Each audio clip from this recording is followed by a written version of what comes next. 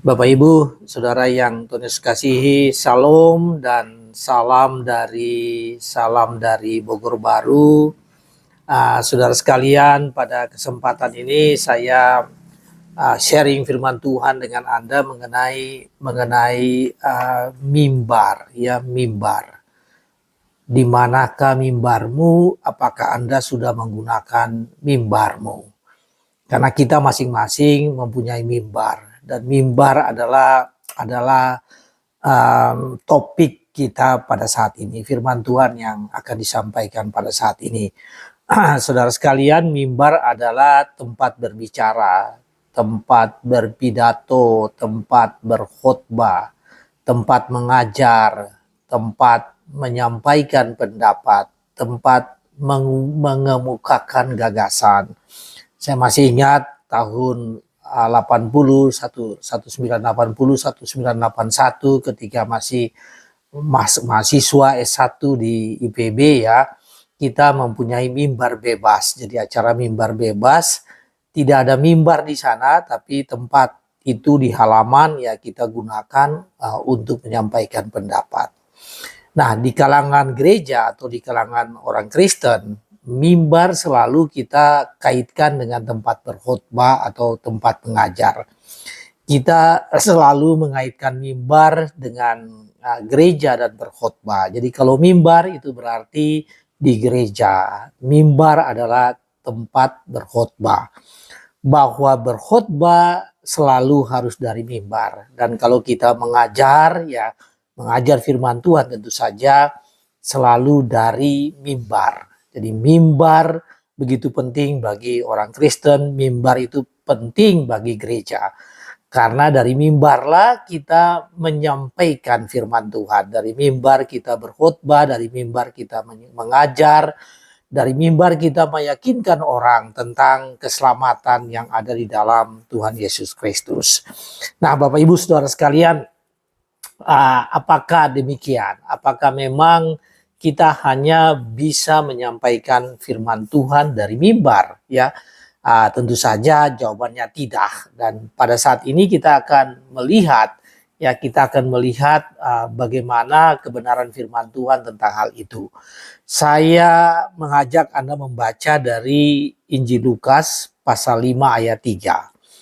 Demikian bunyinya, Injil Lukas pasal 5 ayat 3. Ia ini adalah Tuhan Yesus Kristus, ia naik dalam salah satu perahu itu, yaitu perahu Simon, dan meminta dia, ini artinya meminta Simon, mendorong perahunya sedikit jauh dari pantai. Lalu ia duduk dan mengajar orang banyak itu dari atas perahu. Saudara, ini adalah kejadian dari apa yang disebut dengan bagaimana Tuhan Yesus memanggil murid-muridnya, murid-murid yang pertama.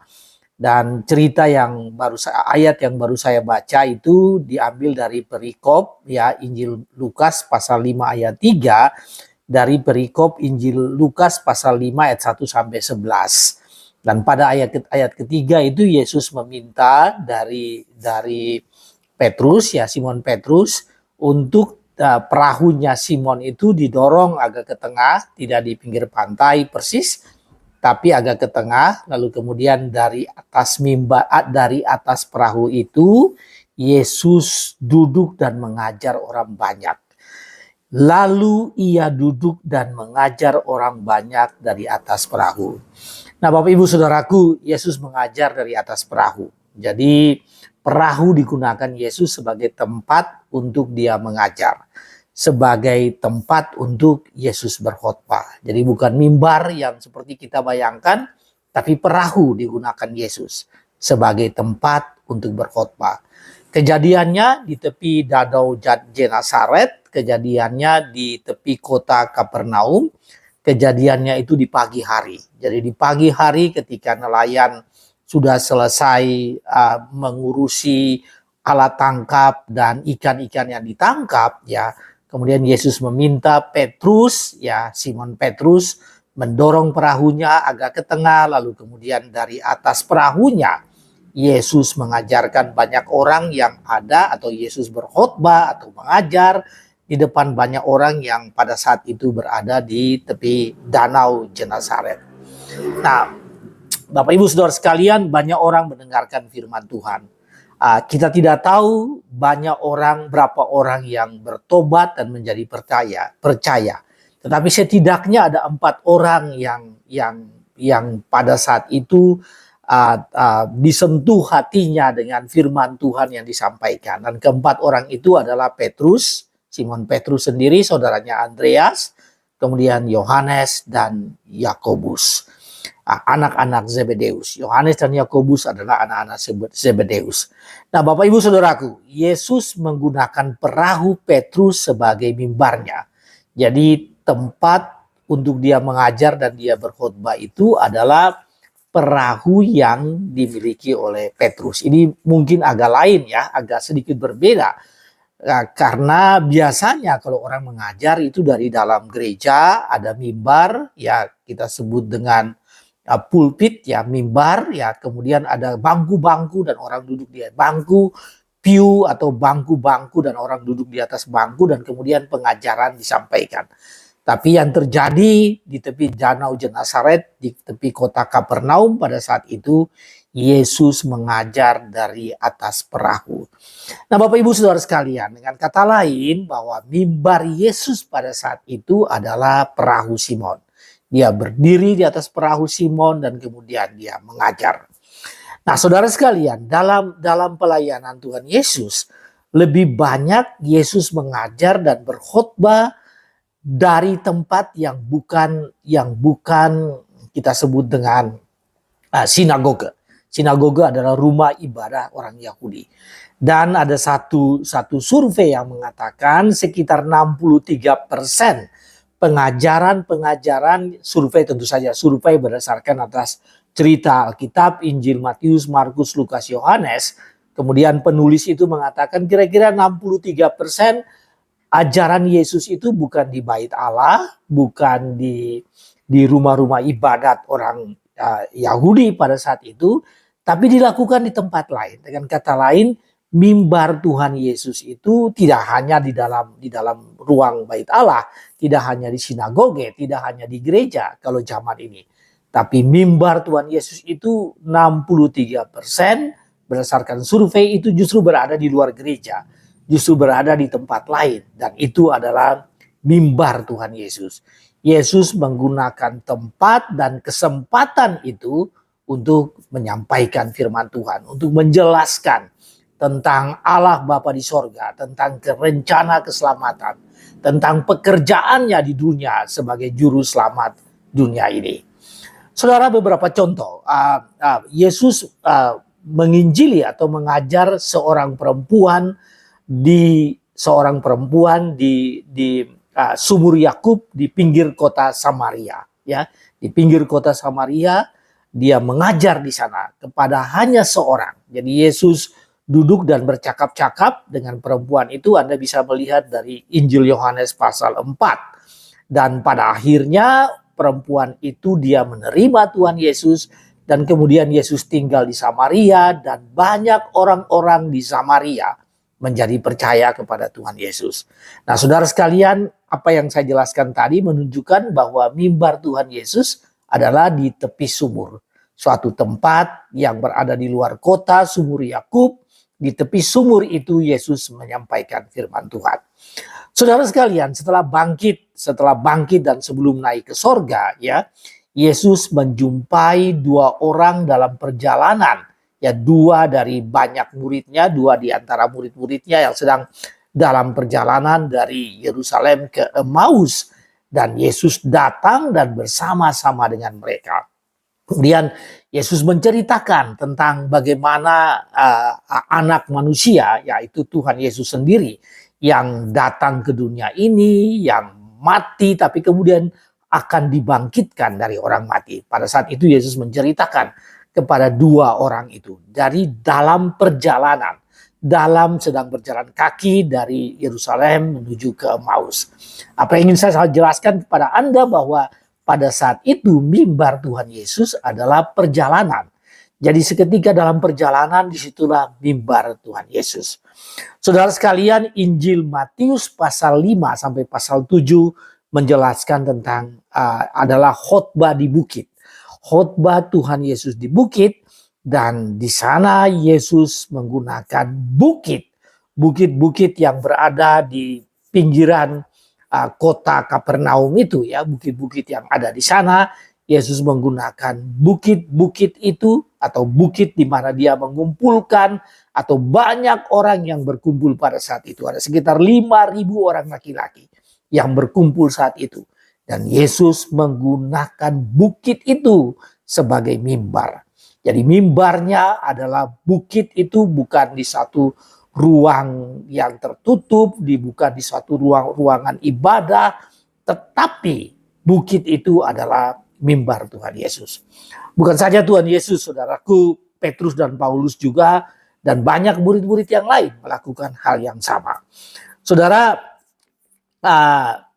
Paulus misalnya, Paulus memang berkhotbah di banyak rumah ibadat. Ketika Paulus mulai mengajarkan bangsa-bangsa dan yang non-Yahudi, memang Paulus menggunakan rumah ibadah atau sinagoge, rumah ibadah orang Yahudi, sebagai tempat untuk dia memberitakan firman.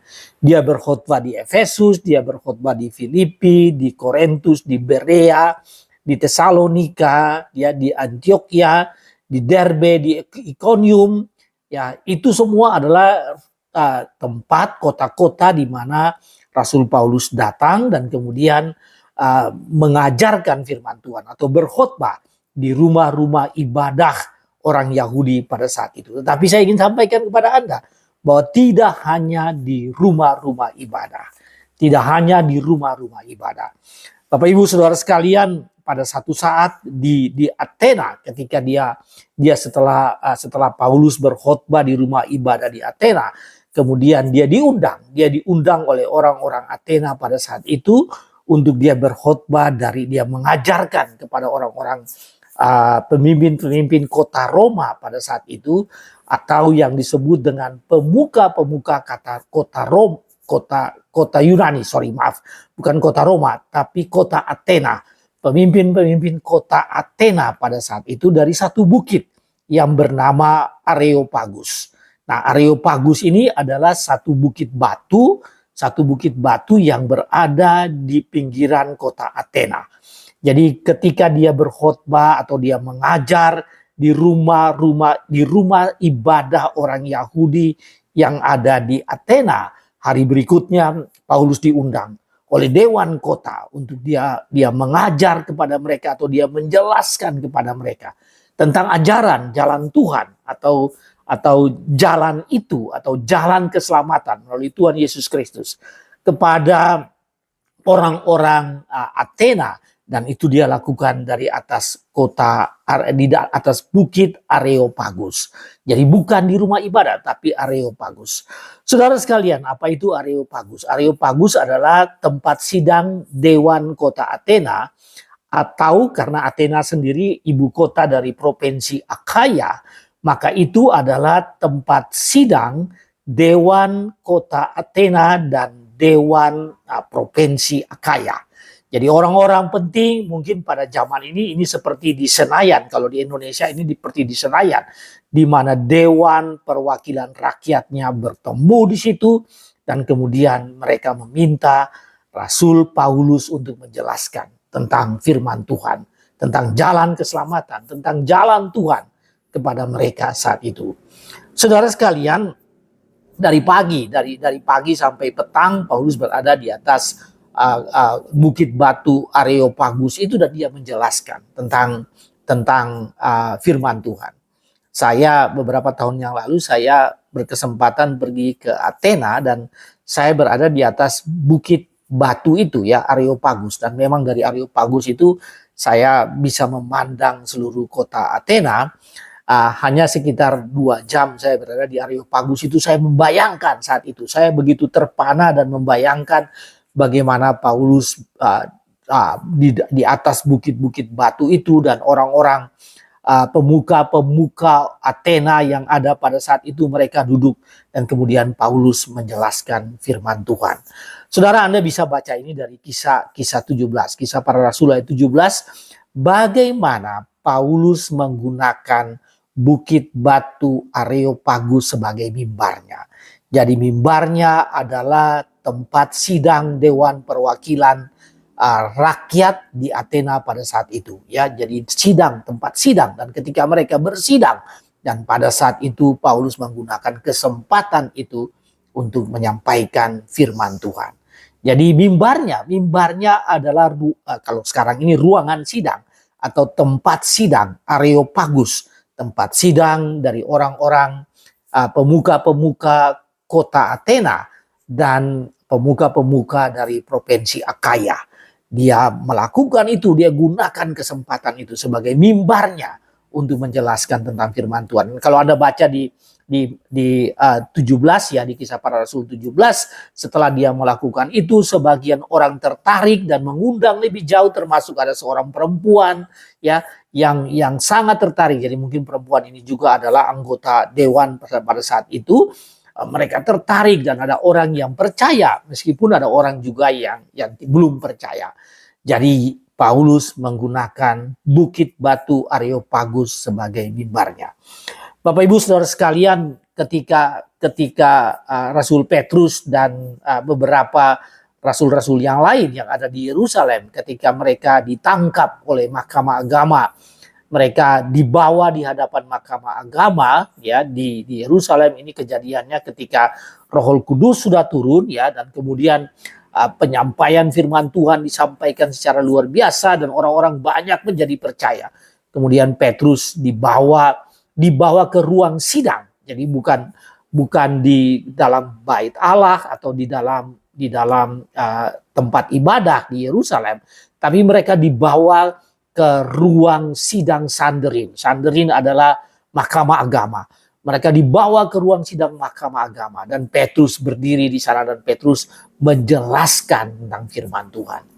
Dan saudara, Anda bisa baca ini di kisah pasal 4. Dan di sana Rasul Petrus mengatakan, ketahuilah Sanhedrin, ketahuilah orang-orang di Yerusalem, bahwa di bawah kolong langit ini tidak ada satu nama pun yang melalui nama itu engkau diselamatkan. Hanya nama Tuhan Yesus Kristus, hanya melalui Tuhan Yesus Kristus, maka engkau diselamatkan. Saudara, Petrus menyampaikan hal itu. Dan Alkitab menjelaskan setiap hari Tuhan menambahkan jumlah orang-orang yang percaya. Nah, pada saat itu Petrus menggunakan ruang sidang pengadilan agama Sanhedrin ini, ya, sebagai tempat untuk dia memberitakan firman. Sebagai mimbarnya adalah ruang sidang Sanhedrin atau ruang sidang yang ada pada saat itu. Nah, Bapak Ibu Saudara sekalian, saya memberikan contoh kepada Anda tentang mimbar, bahwa mimbar itu tidak selamanya, mimbar untuk menyampaikan firman Tuhan itu tidak selamanya di dalam suatu gedung, di dalam suatu tempat. Apalagi kalau dikatakan bahwa mimbar untuk berkhotbah, untuk menyampaikan firman Tuhan itu hanya dari gereja. Tidak, saudaraku.